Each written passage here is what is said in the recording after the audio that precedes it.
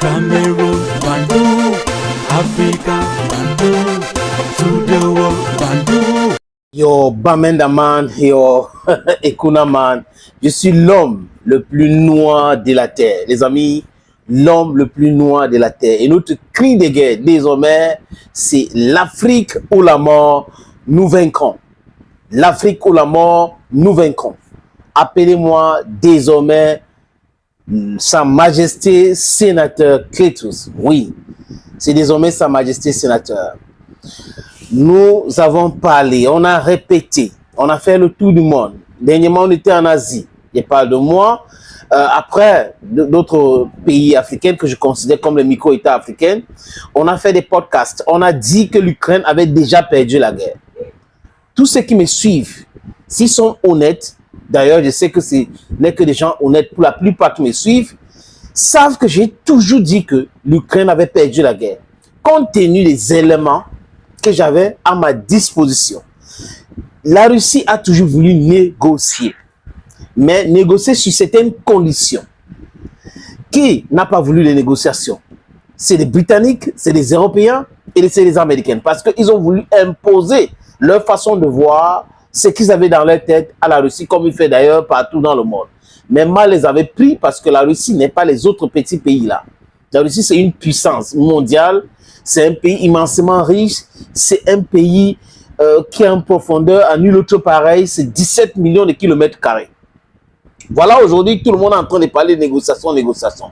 Avant de continuer, les amis, je vous suggère d'écouter attentivement ce qu'a dit Vladimir Poutine. Il est possible de négocier avec n'importe qui, mais en raison de son éligibilité, Zelensky n'a pas le droit de signer quoi que ce soit. Mais s'il veut participer aux négociations, je désignerai des personnes pour y prendre part. François Clémenceau, Vladimir Poutine veut négocier sans Zelensky, c'est possible? C'est pas tellement une question de personne en fait. On voit bien que l'idée c'est de négocier sans l'Ukraine, de négocier sur le dos de l'Ukraine, directement avec les États-Unis. Et pour nous Européens, la question c'est est-ce que si on fait partie de la solution, on peut être absent de la négociation? Merci beaucoup François. Le président russe, pour la gouverne de certains commentateurs, parce que vous avez vu à la fin de cette vidéo, ce monsieur est en train de dire que c'est parce que la Russie veut négocier sans Zelensky sous le dos de l'Ukraine. Est-ce que les Européens auront leur place là-bas? Il commence à se poser des questions, il pose de bonnes questions aujourd'hui. Mais non, la Russie avait déjà entamé les négociations à Minsk avec Zelensky, à Istanbul avec Zelensky. Qui est venu torpiller les négociations? C'est Boris Johnson. Nous, en tant qu'observateurs de cette crise-là, en tant qu'Africains qui connaissaient bien ce que, ou l'attitude même des Européens, leur façon de faire, on a répété ici que n'écoutez pas Zelensky, ces gens-là. Et on a même demandé à Zelensky de consulter l'histoire. Consulter l'histoire pour savoir si ceux qui sont en train de te pousser là, hein, dans la gueule de loup, sont des gens sincères. Non, ils ne sont pas sincères. Zelensky n'a pas écouté. Parce que vous savez que des menteurs écoutent toujours des menteurs. Des roublards écoutent toujours les roublards. Et là, la situation en Ukraine aujourd'hui est catastrophique. Ce mot est même faible. C'est très grave. Au point où les gens disent sur les plateaux que l'Ukraine est en train de faire perdre le temps à la Russie. Faire perdre le temps dans une guerre où on perd les vies et les villes. Quel est le sens même de cette guerre de construction? Quand Vladimir Poutine dit, dans l'extrait que vous avez vu là, que nous voulons négocier, mais sans Zelensky, et que Zelensky n'a pas l'autorité de signer quoi que ce soit, c'est un fait. Vladimir Poutine a une formation en droit.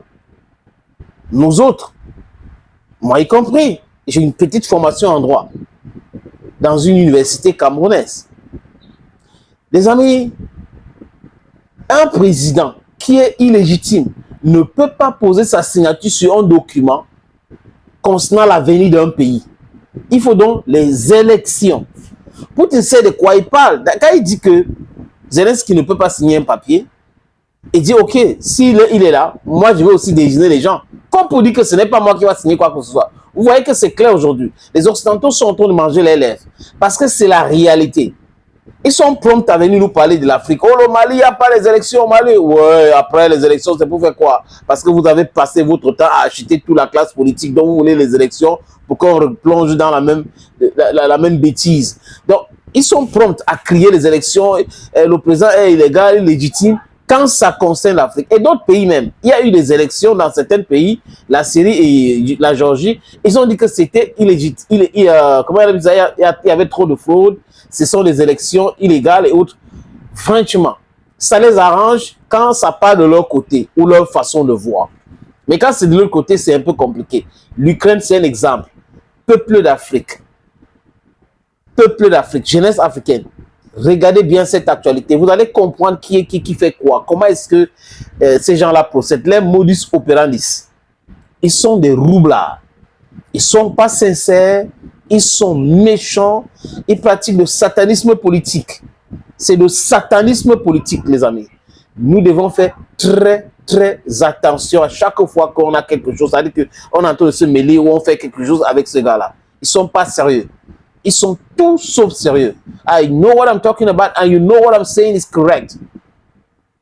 Donc, Zelensky, il sait, c'est très difficile pour lui.